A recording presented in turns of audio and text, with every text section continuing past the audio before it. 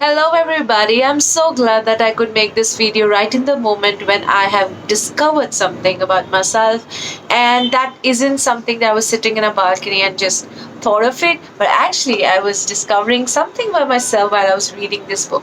This is 13 Things Mentally Strong People Don't Do by Morin, and this book says take back your power, embrace change, face your fears, and train your brain for happiness and success. So basically, like I always say, success isn't something or one thing or one day. Success is anything that you define for yourself.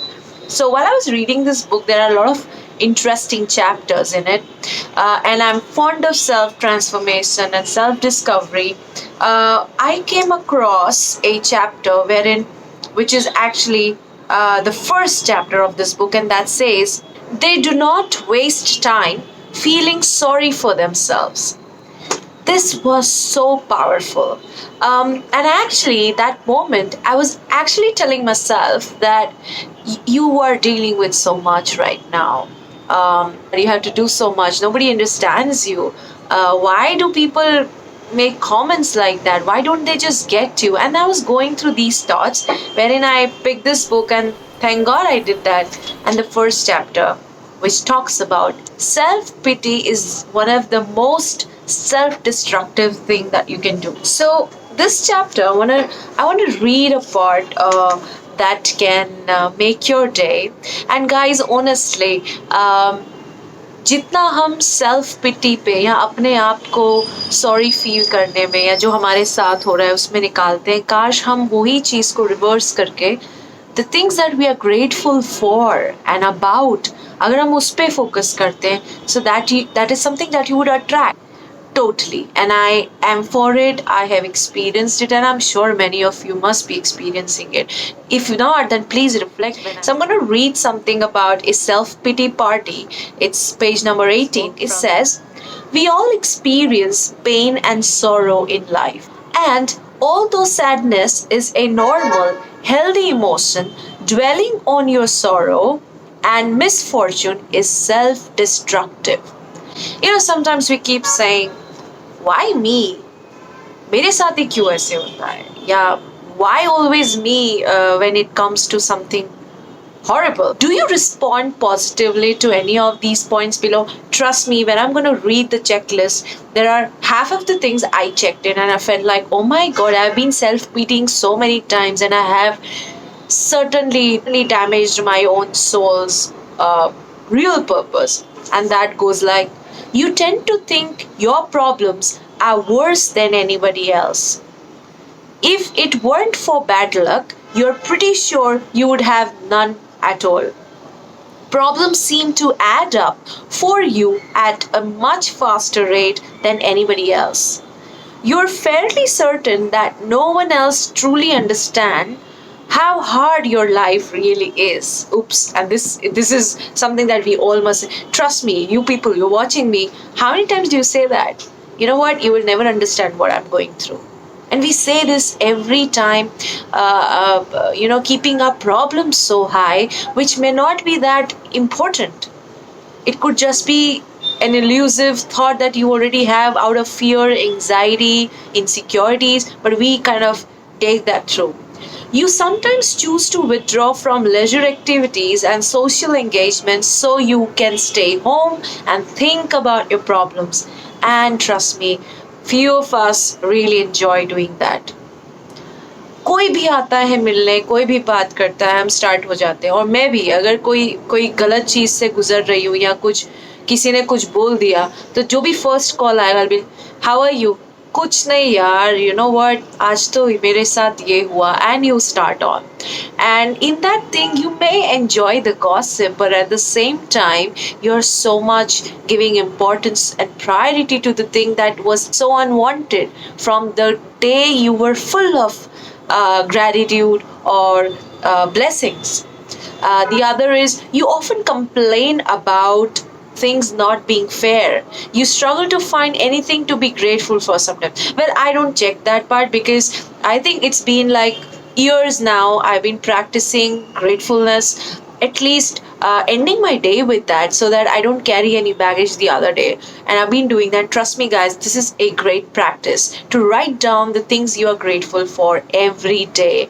You sometimes wonder if the world is out to get you. Now, out of these points, just imagine how many could you check or how many did you say, yeah, but if you're sitting with someone and you were like, हाँ ये तो मैं करती हूँ, be fine, be open. Because if you're not willing to work on yourself, you need more fun in life then. So why we feel sorry for ourselves? You may think, why do we really feel sorry for ourselves? Feeling sorry for yourself can buy time. Instead of taking action or moving forward, exaggerating how bad your situation is justifies why you shouldn't do anything to improve it. People often use self-pity as a way to gain attention.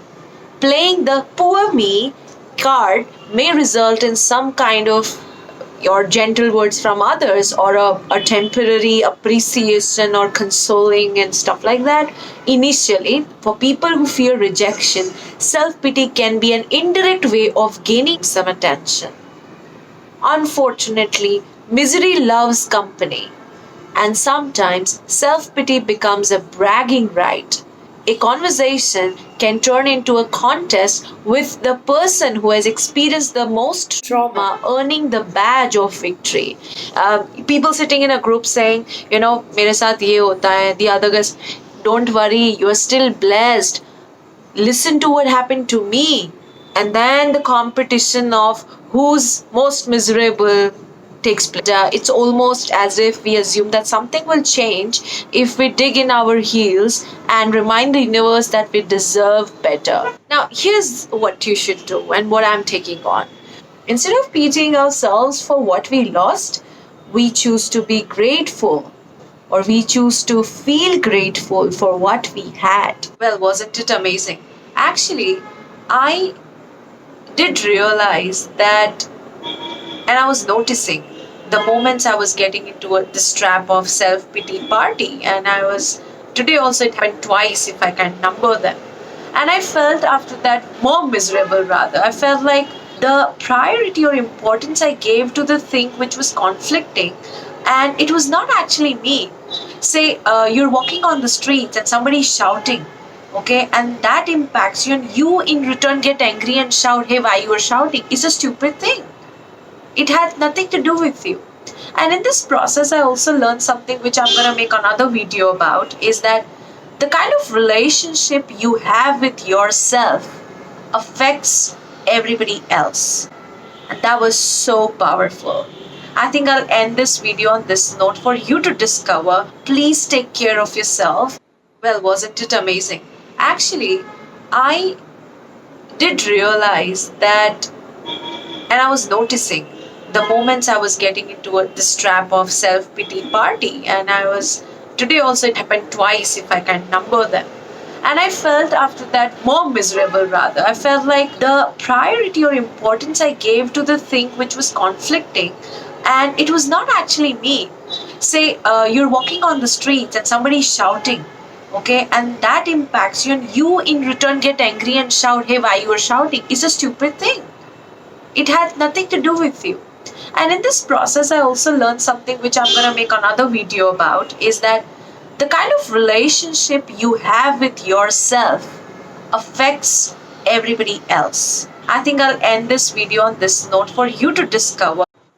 Now then, whenever you feel miserable or get trapped into a self-pity party, take a pause, think about it, whether it's so important to you.